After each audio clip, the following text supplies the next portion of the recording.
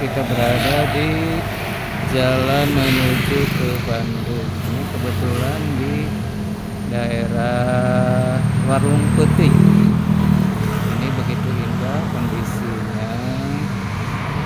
Ya, kita lihat ini dekat jalan raya.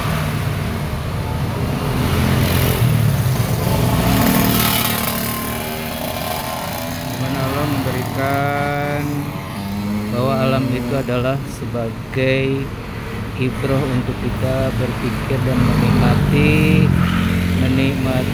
bersyukur atas nikmat yang Allah berikan kepada kita.